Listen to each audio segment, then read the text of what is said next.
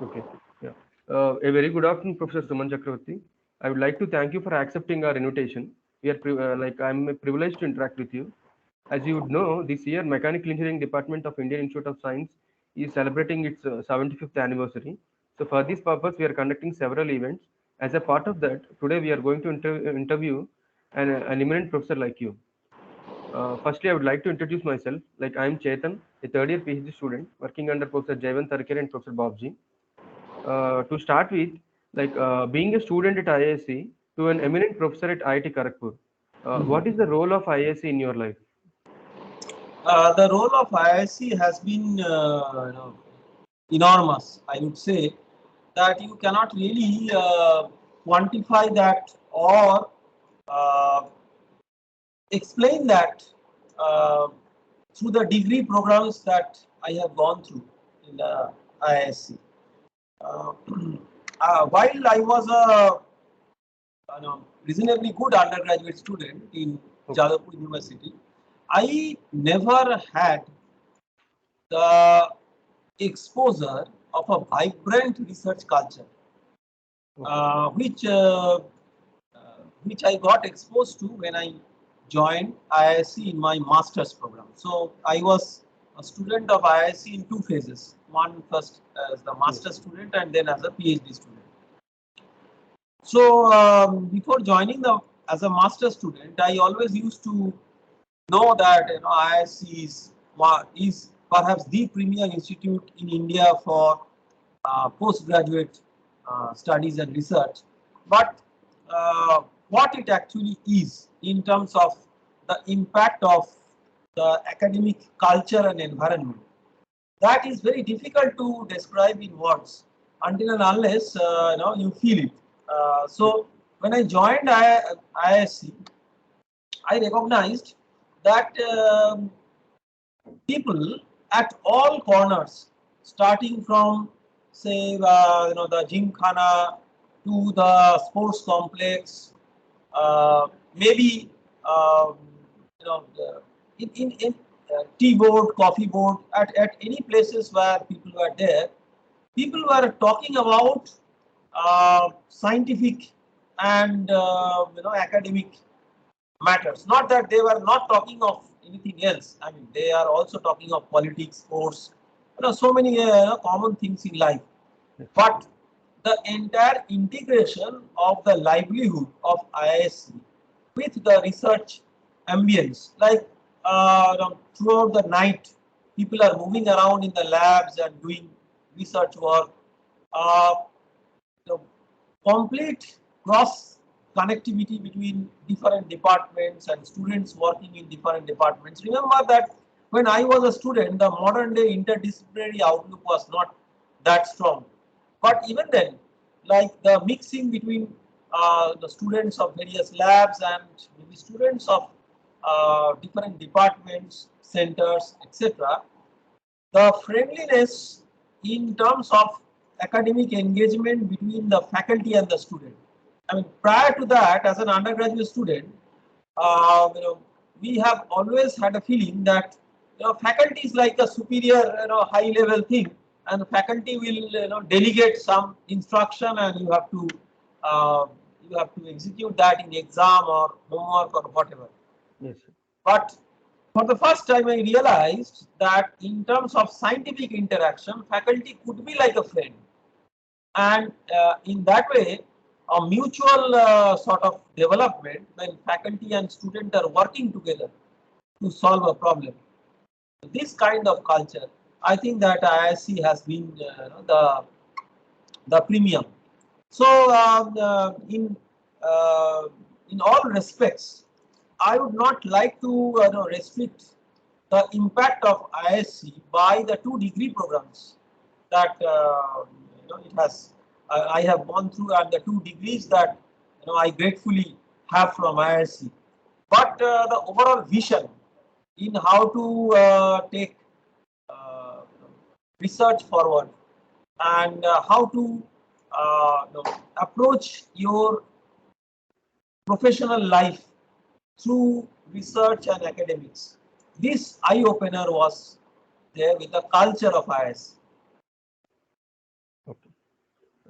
Thank you very much, sir. Like the same feeling was there with us as well. So as we are entered into the campus, so like the next one is like you were the recipient of prestigious Shanti Swarup Bhatnagar Award. You also received Young Scientist Award from various national academics. So what has motivated you to establish such an academic career? I would always tell that you cannot really plan how academic career evolves, because it is just like, you have to take it on your stride and move forward. Even if you ask anybody, I mean, who has been of exceptional high stature, maybe a Nobel laureate, so that person will not be able to trace a planned career that could fetch him or her the Nobel Prize. Say somebody at age of, say, whatever, let us imagine age of 70 getting a Nobel Prize. Now that person, when at age of, say, um, 18 or 19 entering into college, now at that time, that person might have dreams of anything, but at that time it was beyond his or her imagination that, how this all will culminate. So Nobel Prize is a very big thing, but even for smaller things, this entire approach towards academic and academic work and research is very much true. That you pursue your endeavors with, I would say, lot of passion. And if you pursue your endeavors with lot of passion and hard work and dedication, whatever limitations you have, many of those will be overcome at some time or the other.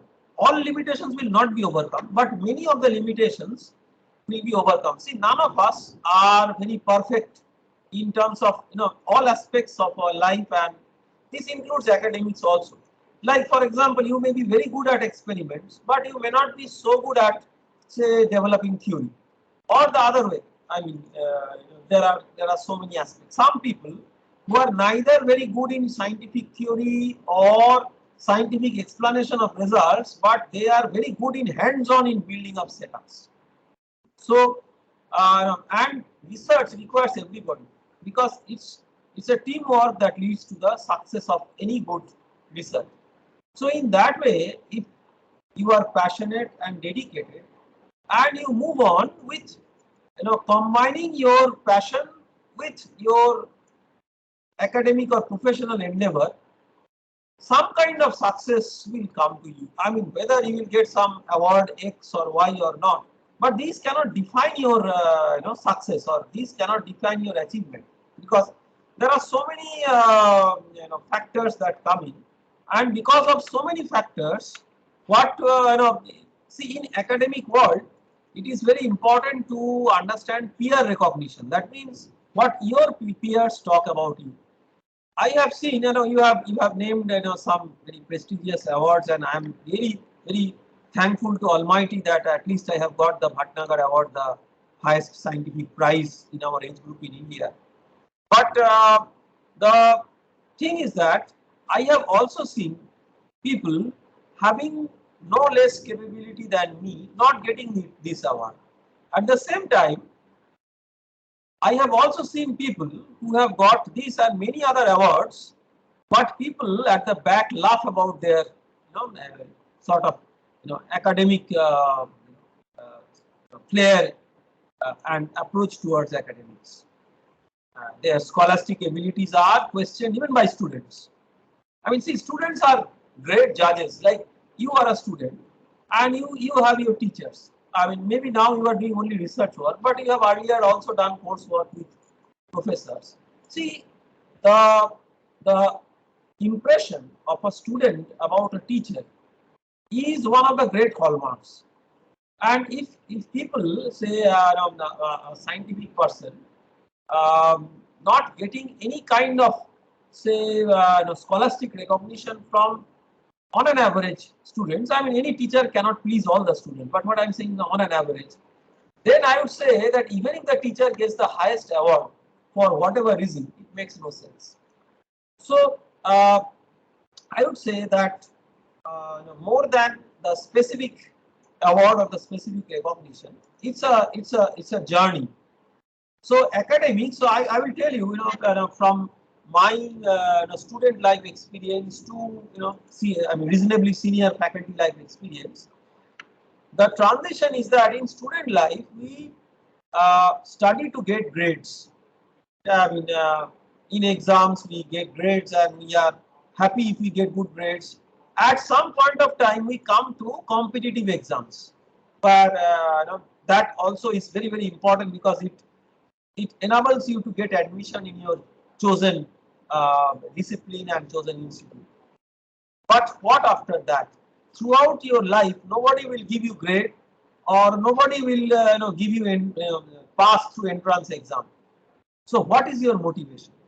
If you are not motivated enough for academic pursuit, I think that is where people fade up, and this is like a burnout syndrome.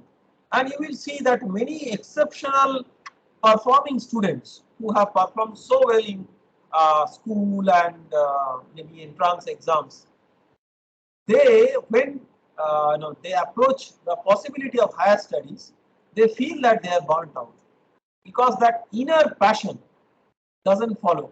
So far, what followed for them is a quest of getting grades or marks or getting a very good job with a high salary. But once they have achieved everything, then what? Then it is what? It is your interest, your passion that drives you. So to have a long career, reasonably long and quite successful, you have to have that passion. And if your passion mixes with your profession, I mean, it merges with your profession, you will do wonders.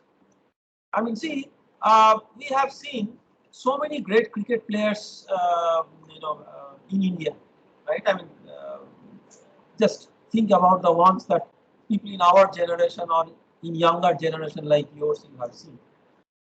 So why do we say that players like say Sachin Tendulkar or as a matter of fact Rahul Dravid or players of those class, how they are different from others?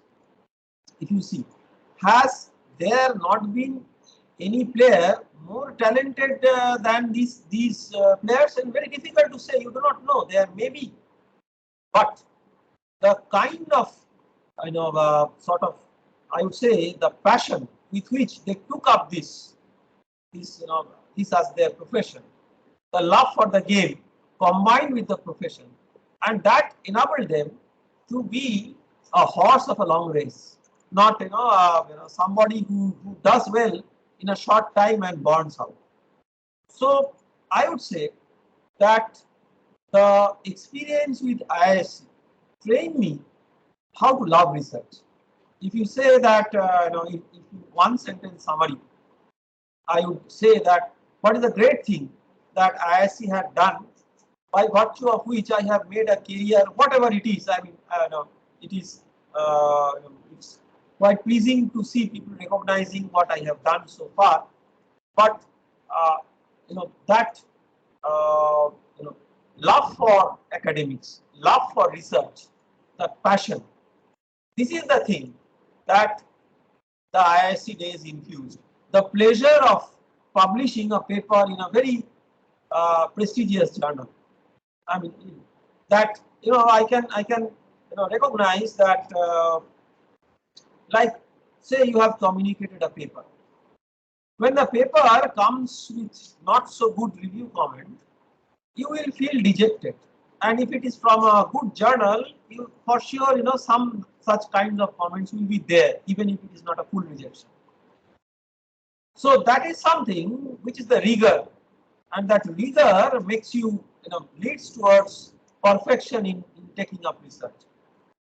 Now that review is a paper-based review, but you could also have reviews by the committee meetings, like you have different seminars and viva voce exams, the comprehensive exams, and so on. So sometimes we feel that teachers are grilling us, but it's actually an act of making us move towards more towards perfection. I would not say that absolute perfection, but towards perfection. So all these experiences, when they accumulate, you get an inner pleasure of coming up with very high impact research outcome. So the time when you just open up an email and see your paper has been accepted in a prestigious journal. Now somebody who gets that inner pleasure will realize that at that instant of time, it feels much better than as if getting like $1 million lottery. So that is how it is. And if you tell me that in say around 2000, year 2000, when I was a student, a PhD student, and now it is 2022, so 22 years have passed by. Still now, when a paper gets accepted, I get an inner satisfaction just like a very young kid getting a joy out of getting a chocolate or ice cream. So that kind of satisfaction, that kind of inner pleasure in getting a fruit of your academics, not necessarily always through prizes and awards. If prizes and awards come, it's great. I mean, it's a booster. But even if those don't come, life doesn't get stopped. I mean, one has to see that these little pleasures that you get out of academics. Even when I go to teach a class, you were just referring to my NPTEL lectures. Even though these NPTEL lectures are existing, every time when I go to the class in teaching a topic, I keep my mind very open and fresh and not prejudiced by maybe what I have taught up to the last year. So if I am able to explain a concept more clearly than what I had done earlier through my physical lectures or online lectures, etc., I get an inner pleasure. When I am discussing about an academic or research topic with another peer, maybe a friend, maybe a student, maybe a professor, senior professor, whoever, I would say academic peer, and there is a lot of scientific deliberation. It may also be a hot debate. It may also be a difference in opinion. But at the end, if something has emerged which has enlightened me, I get enriched and satisfied. So these are small things. Learning from students. What has enabled me to move forward is taking the opportunity of learning from students.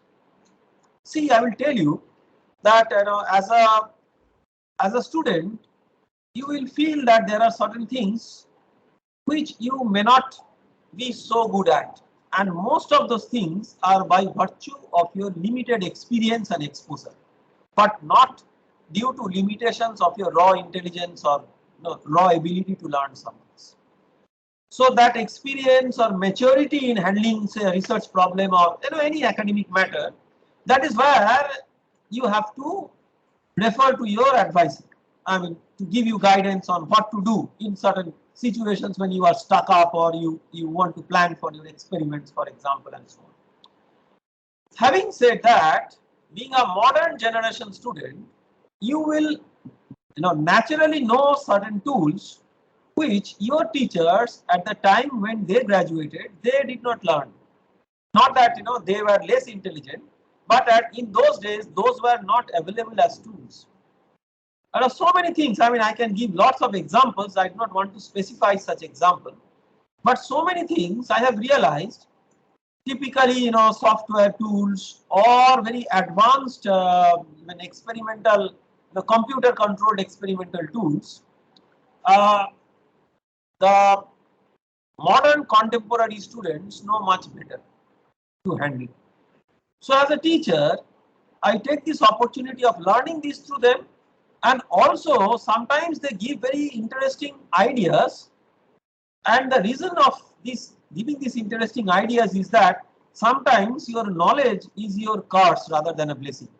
So if you know more, your mind is not flexible and your mind is very stringent and rigid and moving in only one direction in which you know things. Like say somebody who has very strong grasp on fundamentals of fluid mechanics. Any problem you give will start, that person theoretically will start thinking from Navier-Stokes equation. But there is life beyond Navier-Stokes equation to explain physical phenomena. And these can originate from simple explanation of force, energy, etc., which all of us have learned in high school. So sometimes students can give such insight, whereas even very experienced teachers, because of their huge knowledge already established in the area, they may lose that simple insight. So all in all, I would say, so I have talked about many aspects which are very much centric to the teacher-student academic relationship and the overall academic ambience and pleasure of doing academics. So these are certain things which can make you move on, and as long as maybe physically you are permitted to do such work. So in this regard, do you have any particular inspiration? Well, no, there are so many inspirations, but when you are talking about IISc Bangalore, I will talk about the particular inspirations from IISc, and first from the mechanical engineering department, and then maybe from others also. So when I joined the master's program of mechanical engineering department, in the first semester, I had the privilege of having some very wonderful teachers. I mean, they were wonderful teachers not because they always used to teach in the same style, but all of them had very unique ways of teaching. I mean, in the first 2 semesters. So I would name some of them, and if I forget, that means I have forgotten the names. But no, in spirit, I want to recognize all of them. So first semester I had fluid mechanics taught by both the professors Arakeli, V.H. Arakeli. You may have seen him, maybe by now he is retired. The elder brother of Professor J.H. Arakeli. He was very much there, and in fact the chairman of the department when I was a master student. And also Professor J.H. Arakeli. So both of them taught fluid mechanics exceptionally well with great depth. Professor Pradeep Datta, who taught thermodynamics and CFD, and you know very well that he has been my supervisor, both masters and PhD. And I would imagine that there could be nobody else, perhaps in the world, who could combine as a friend, philosopher, guide combination. If you say a combo, nowadays we talk about combo offer. So you have a say burger with a Pepsi combo, something like that.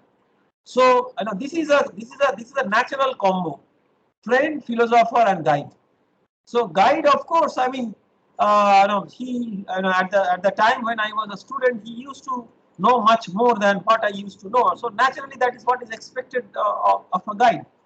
But beyond that, as a friend and as a philosopher, I have gone through many ups and downs in my life in several fronts, and the way in which I could stand on my strides and maybe trace back and move forward, a lot has to do with his contributions beyond teaching some particular topic or subject, be it for coursework, be it for research work. Also, some other very exceptional teachers, Professor Narasimhan, R. Narasimhan, used to teach us solid mechanics, and combined with Professor Simha, Yogendra Simha. I mean, they have their own, unique different styles. But again, I learned from both of them, lot of things. Professor Job, at that point of time, just joined the department, CS Job, and he was teaching us the finite elements method. And for the first time, I realized that exams and assignments could be so tough. And I was extremely honored when I got the highest grade of his finite element course. And that still I remember, because other people possibly all got 1 grade less than me. And Professor J. Srinivas, exceptional teacher, and I took one course with him, the convective heat transfer. Exceptional teacher, and the way in which he explains things. Perhaps now he is not teaching any course in the department, so you people may not have gone through any of his course, but it has been a privilege. And we had a very sort of scholastic personality. I mean, the personality himself was very scholastic. He has passed away. Professor S.K. Biswas, the supervisor of Professor Bobji with whom you are working. So Professor Biswas was teaching us material science, and a wonderful scholastic approach that he had. And many other professors were, well, I have not pursued that particular field, but I have learned a lot by their style of teaching and the way in which they could approach classes. Professor Munjal, for example, I just took a course on these noise, that acoustics and noise, some coursework that he was offering, just because of his aura. I mean, the way in which he used to present the course and everything, and I would say exceptional. He used to talk about his own experience in managing, the practical problems, be it in movie theaters or cars, and that was it. So all, and even outside department, Professor Rangarajan, the current director. So he was our teacher in numerical analysis, the first semester common mathematics course in the master's program. About, I think, 150 to 200 students all across various departments used to take his course. And at that time, I can imagine, on a lighter note, that with seniority and experience, he had become many more lenient. But at that time, he was quite tough and very, in a light note. His name is Professor G. Rangarajan. But we used to, in student, community, we used to call him as C. Rangarajan, because most of the people used to get C grade in his course. So, but it was a great experience in being taught by him and in going through the rigor of the standard of the question papers that he used to send. All in all, I would say that professors of IISc in general, and in many other fronts, I mean, for example, Professor Rudra Pratap, I can give one example. See, because I was not from the dynamics and that design, that type of background, I did not take a formal coursework with him, but I took an informal course on MATLAB. And anything that I learned on MATLAB, and I have been great fond of MATLAB for using it for many of my research works, even today. All the foundation was created by the excellent lectures that he delivered as a part of that foundation course on MATLAB, supplemented by, of course, his book. So I would say that all in all, it has been a great enriching experience in having these people as my teachers, and all that has helped in shaping my career in whatever direction it has turned. So my all gratitude to IISc Bangalore and the Department of Mechanical Engineering of IISc Bangalore in particular. Outside Mechanical Engineering department, I have also learned many things, like Professor Kamanio Chattopadhyay from the materials, the metallurgy and the materials department. My work at both the masters and the PhD level had a lot of interface with materials, because it was dealing with the fluid mechanics and heat transfer and mass transfer associated with processing of materials. And those aspects, many of those I could learn, some directly from Professor Chattopadhyay and some from some of his illustrious students. Like one person was there, Gandham Fani Kumar, almost contemporary to me, and he's now a faculty member of IIT Madras in the materials department. So I learned a lot from Fani, and all these things happened. And also, of course, learning from my friends who have now become faculty members. Professor Pramod Kumar, right? So he was my lab friend and colleague, and we used to spend a lot of time together and working on various things. I was telling you just now that everybody is not equipped with all sorts of skills, but people who are passionate have certain very special skills.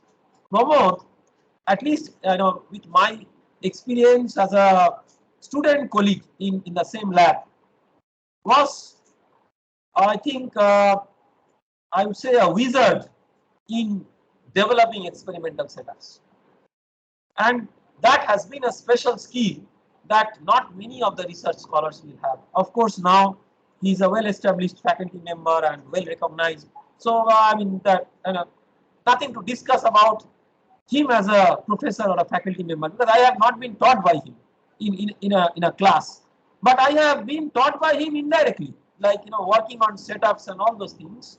And when I saw him as a friend, so with all these and lots of juniors also, I mean, who used to mix with me so well, and a lot of things in CFD, like working with CFD codes. You have to imagine that our time was a different era as compared to the modern time, when you have now this is the era of these ANSYS and consoles and so many other things, and even open source.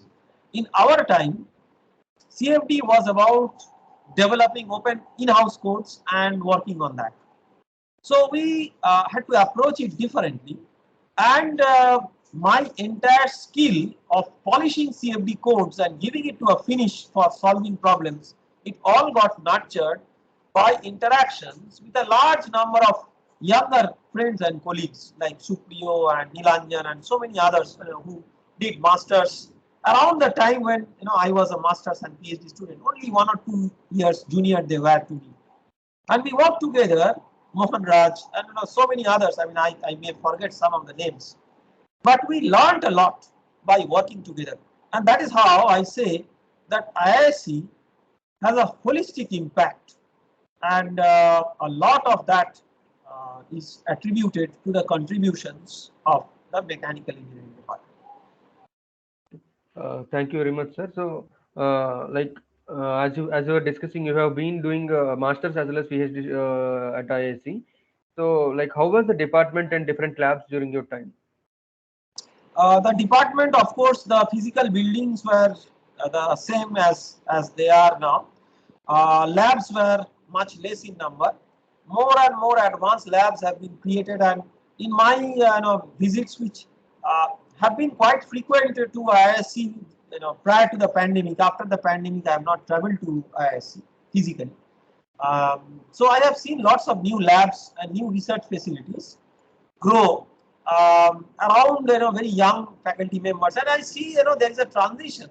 See, you may have come across Professor Alok Kumar in the department. So he was my student and one of my early day students, and I was his master's thesis supervisor in his dual degree program at IIT Kharagpur. So I can see my students and student-like people also there, younger people, and they have developed very unique labs. Like many new activities have come in. Thanks to Professor Ananta Suresh and several other professors, bioengineering has become a very strong and integral component of this, along with the MEMS and nanotechnology and all these areas.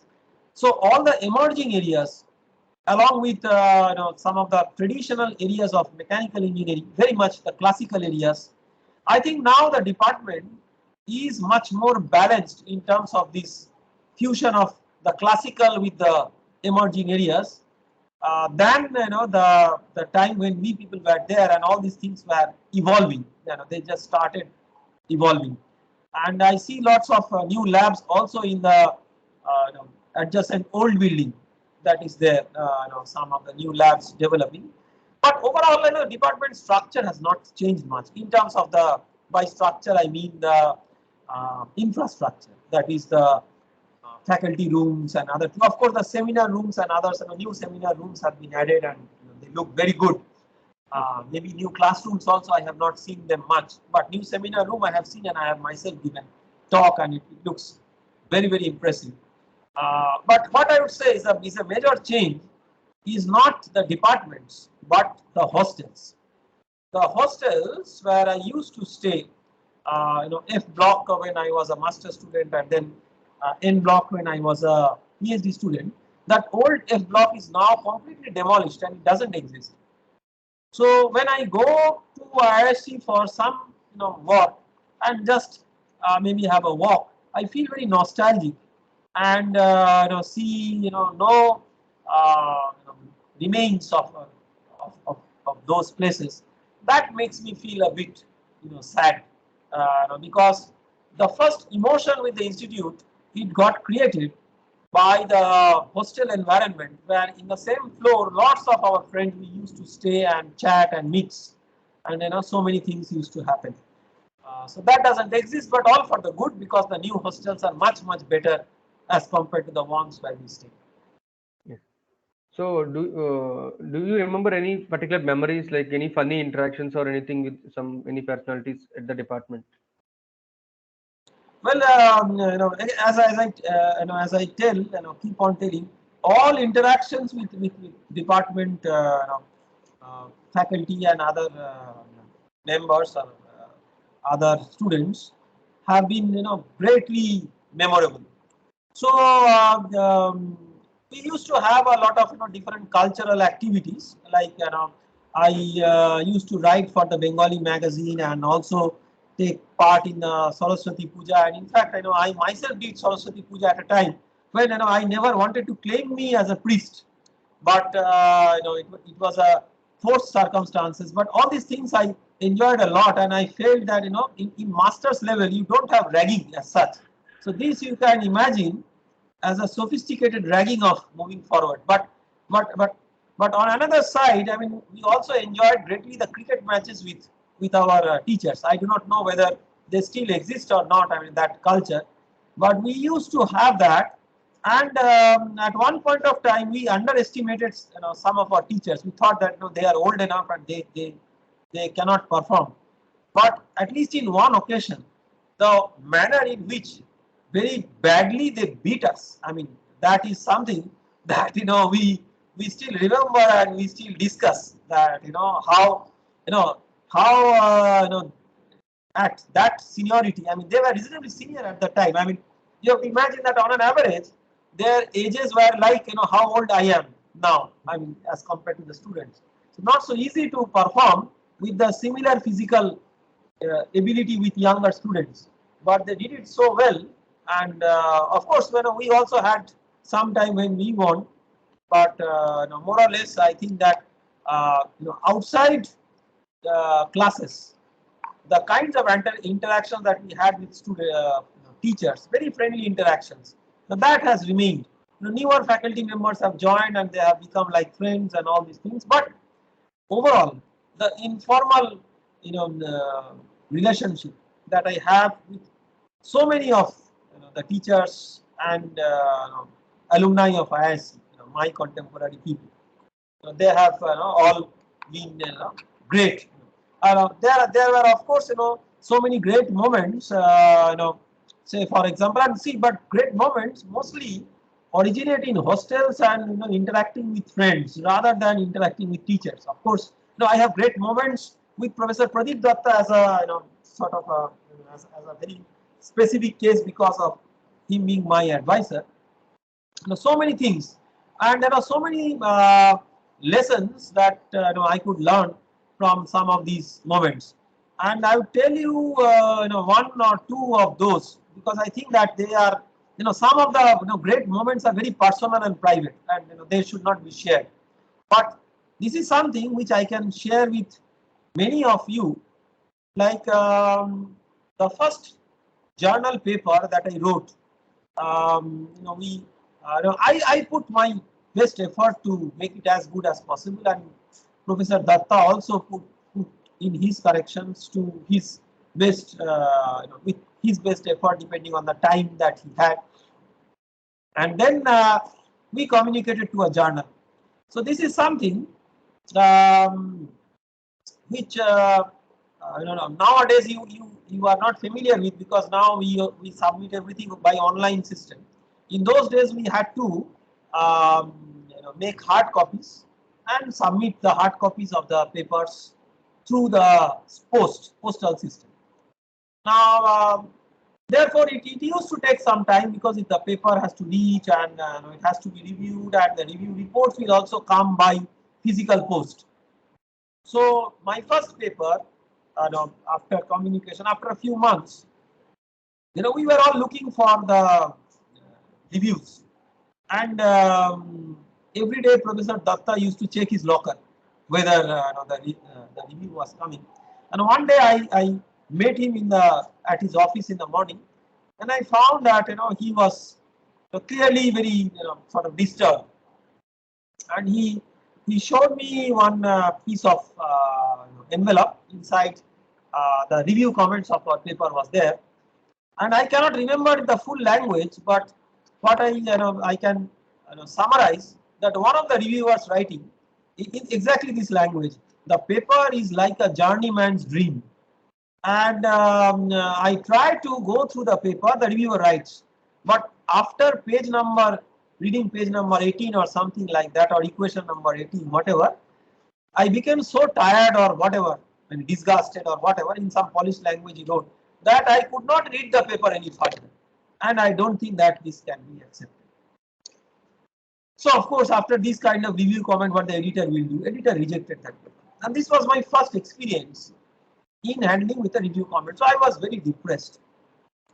I just went back, and every day I with my friends used to play in the Gymkhana adjacent ground, cricket, tennis ball cricket. So that day I was very dejected, and I did not actually go for the games, and I just was trying to sleep in my bed, but still not able to do that. But then I realized that Professor Datta tried to contact me, and those days mobile phone was not there, but somehow he contacted me, and he gave me great insights. So he told that yes, the paper has been rejected, so it's not very pleasant. But what has happened? Has sky fallen on your head? Not like that. It's just a rejection, and we can learn something that what could lead to rejection, and we can improve upon this and see better prospects in the next months. And then to further pacify me, he told me one very important thing. He said that, well, you may think that many of your friends are now very happy and none of them have this experience, but because you have communicated a paper at early stage of your master studies, you have got this experience which most of your friends have not got, and therefore they do not have this bad experience. So you have to keep one thing that you can in mind, that you can have headache if you have head. If you do not have head, you do not have headache. So all what it means is that all these things stimulated me to move forward and forget about that. Forget about the incidents, but remember only the lessons that are learned out of that. And in fact, later on, that work, when we sort of uh, broke it up into logical modules, we could publish it in very good journals. So all in all, I would say that these great philosophical interactions that I had with teachers, of course, some very funny interactions also, but I would keep in mind more of these philosophical interactions with teachers and funny interactions with friends and other colleagues. Now that has kept me, moving on, and these will all be greatly remembered. Thank you very much, sir. Like it was very inspirational. Uh, you have finished your PhD in an year and achieved Best CFD Thesis Award in 2002. Like, how did you manage to do so? And like, what are the key stages or moments which made you achieve that? I would say, and I have been asked this question by many others also earlier, because finishing PhD in a very short time, be it 1 year, 1.5 year, or whatever, the time is not important, is not something that you can plan.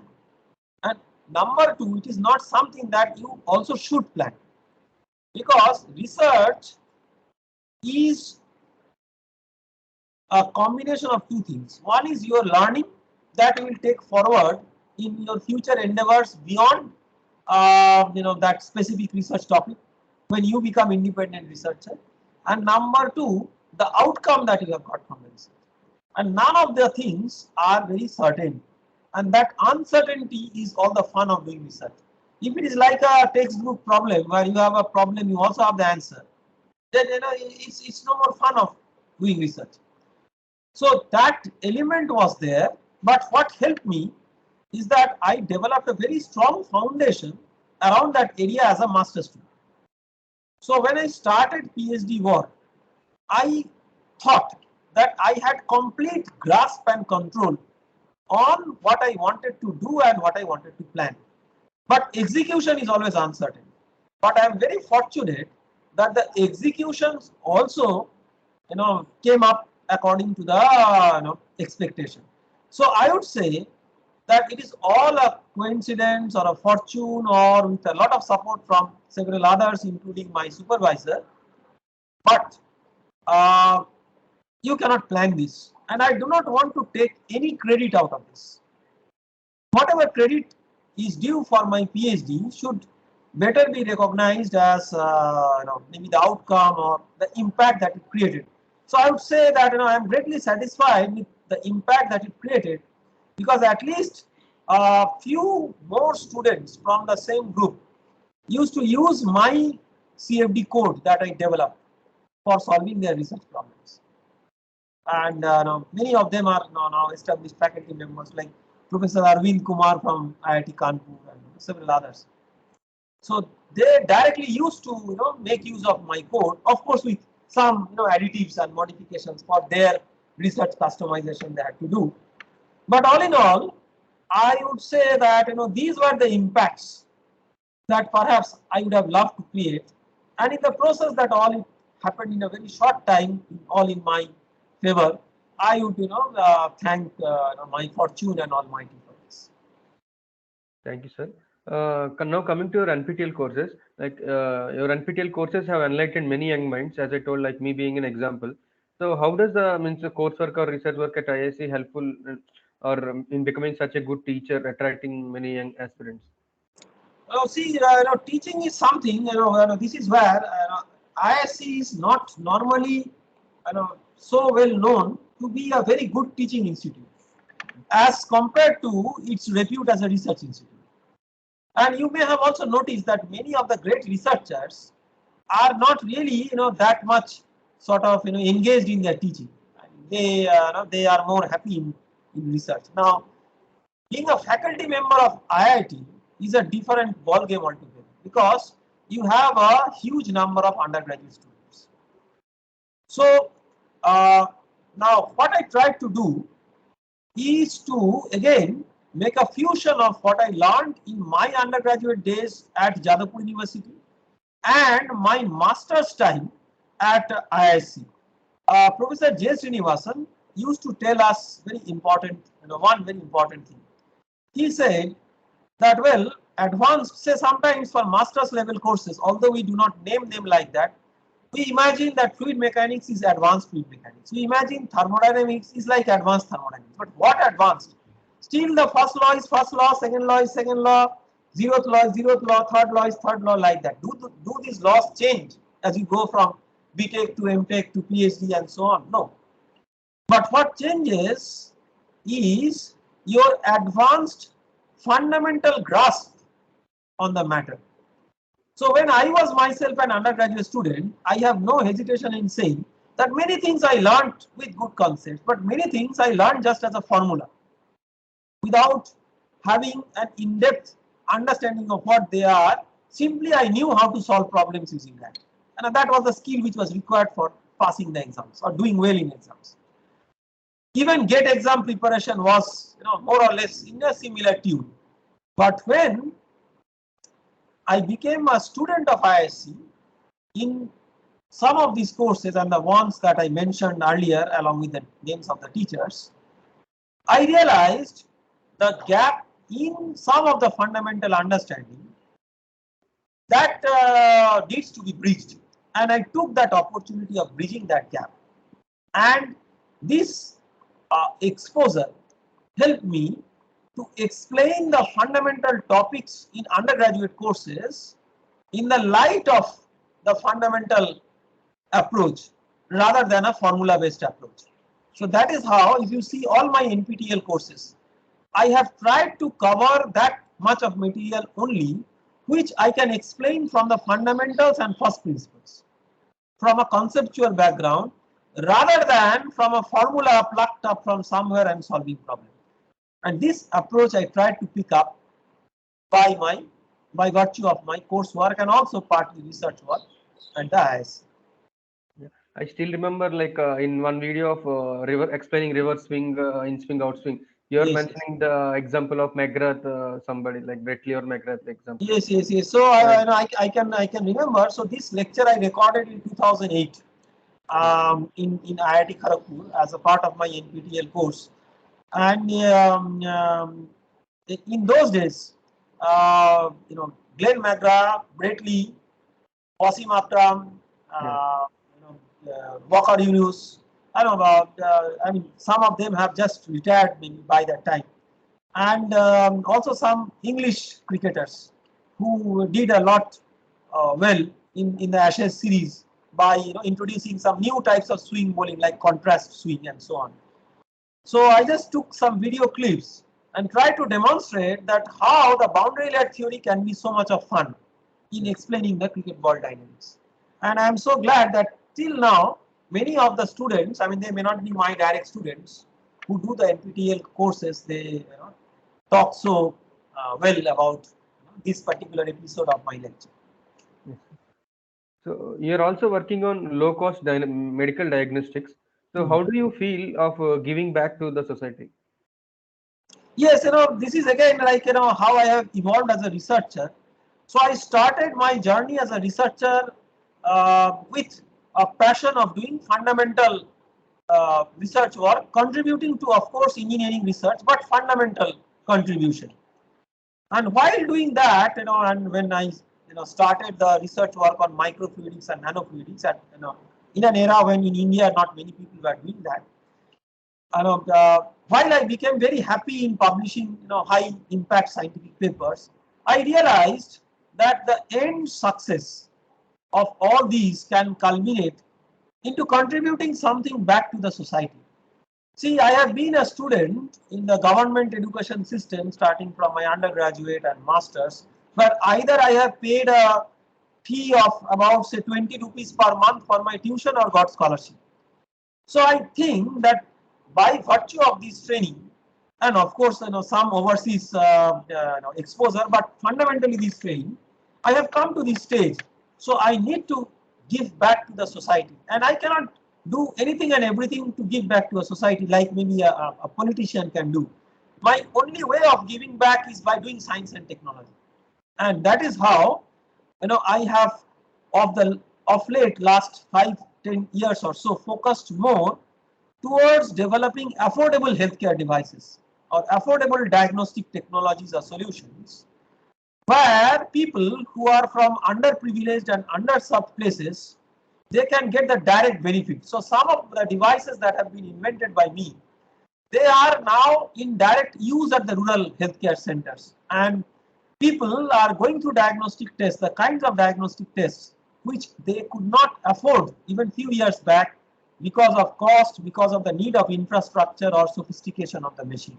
So all in all, it's a journey that I have not started long back, but this is a journey that I intend to traverse for a long part of the my remaining career, to give back to the society by maybe some disruptive innovations in technology. Okay. It was good to hear that like you're giving back to the society, sir. So as we discussed, like you have been started means working in the field of micro and nanofluidics. So like what has motivated you to work in this area? Well, microfluidics and nanofluidics is something which I did not know much about during my even tenure as a research student. But after that, with some exposure and interaction with some of the professors abroad, typically I would name Professor Mark Madu from the University of California at Irvine. I got to know that this is an exciting area where there is a lot of opportunity of doing new things. I mean, see, in fluid mechanics, we know that pipe flow is one of the classical topics of pipe flow. But why not so many people do research on pipe flow? Because starting from the era of Reynolds and that kind of pioneering scientists, the kinds of work that have been done on such classical area to create a dent and do something new, it's a tremendously challenging job. Not that it is a scientifically less rich subject, but very difficult to contribute something new. But microfluidics and nanofluidics, I realize that this is an area where a lot of new work will be done, particularly considering the possibility of doing working with tiny devices for medical and other applications, which are anyway very important: medical, energy, water quality, and so many things which impact human life. So application wise, there is a lot of thing to do, and fundamental wise also, because the fluid flow, heat transfer, mass transfer, they are all very different for small devices. There is a lot of unknown territory which by fundamental research can be undertaken. So I would say this quest of doing coming up with novel findings with a combination of fundamental and applied for emerging applications, that motivated me to work in microfluidics and nanofluidics. That's good to hear, sir. So, coming to how do you compare the present mechanical department from its past in terms of research, industrial collaborations, and academics, etc.? Well, it has gone leaps and bounds, and I have told you in a different context also that mechanical engineering is now not that traditional hammer and chisel mechanical engineering. Like even in our younger days, I mean, jokingly we used to say that if there is a girl, the girl should not get admitted to mechanical engineering because it's a very masculine subject where people have to work with heavy machines and with hammering and chiseling and all these. But gone are those days. I mean, that is something which has been a perception and only a limited and flawed perception. Because now all research is interdisciplinary. I will give you an example. Say, microfluidics. So you say you use paper microfluidics to develop a device for medical diagnostics, using your saliva or swab or blood sample, whatever. Now, what you do with that? Say you get a detection, say a color change. You have to take an image, do image processing, and maybe possibly do a bit of coding with AI/ML interface, and also have a electronic hardware interface for the readout device. So you see that for a simple application like this, you have manufacturing, you have fluid flow. Sometimes you may also have heat transfer if the reaction involves thermal processes. You have electronics, you have image processing, and you have data science and all these. So what more do you expect out of a complete engineering solution? So in that way, all modern endeavors of mechanical engineering are like that. It is more interdisciplinary, it is more holistic, and no more that the classical barrier of rigid quote unquote mechanical engineering is there. And IISc, of course, being the leading institute in terms of research in India, has truly taken a very strong role in that by establishing several other nodal centers, like for example the nanoscience center, the life sciences center, and so many other ones. Materials were already there, and maybe linking those very strongly with the core mechanical engineering, and that is how mechanical engineering will surely move forward. Mechanical engineering is a golden subject. It is a subject that has stood the test of time. IT boom has been there, it has gone. Some other hypes or booms will come and go. We have to imagine that by software we cannot solve everything. The physical system has to be there. Can you run a car without an engine just by artificial intelligence? You will never have. But engine with artificial intelligence can make maybe a physical driverless car. So all in all, the cyber physical systems which are currently emerging, where there is a physical component and there is a AI/ML driven component, while the AI/ML driven component is given a lot of emphasis and lot of hype, what is neglected is the classical, the physical system or the hardware, and that is where mechanical engineering, like civil and electrical engineering, will stay tall and withstand the test of time. Yes. So coming to the final stage, like what is your message to the young researchers beginning their journey at IAC mechanical department? See, my message is very, very simple, and it may have got reflected by the earlier, some of the comments that I made. That enjoy what research and studies you are doing. Do not take it like a burden. Do not take it like that you have to pass an exam, or sometimes that burden comes. But take that burden as a challenge to make you improve, and otherwise enjoy the academic ambience.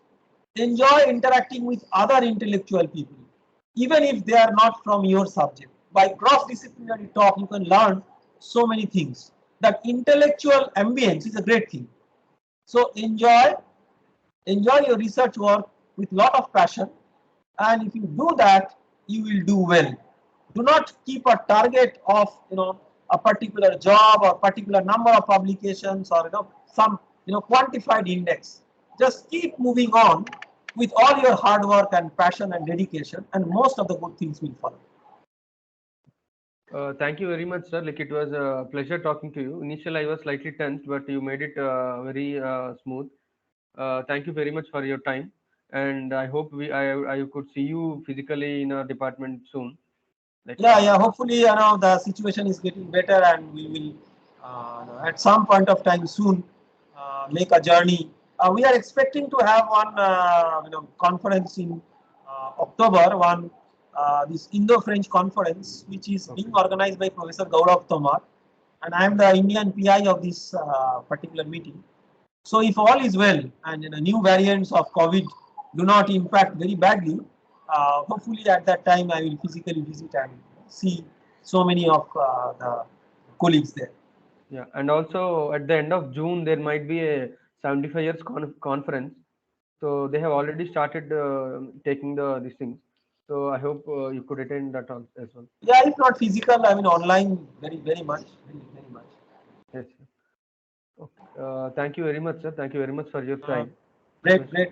It was a great pleasure, and please share with me a link of the recorded version of this talk, which I can preserve for my own satisfaction. Okay, okay. Thank you, sir. Thank you very much. Thank you. Have a nice time and have a great career in your research. Thank you, sir. Thank you very Okay. much.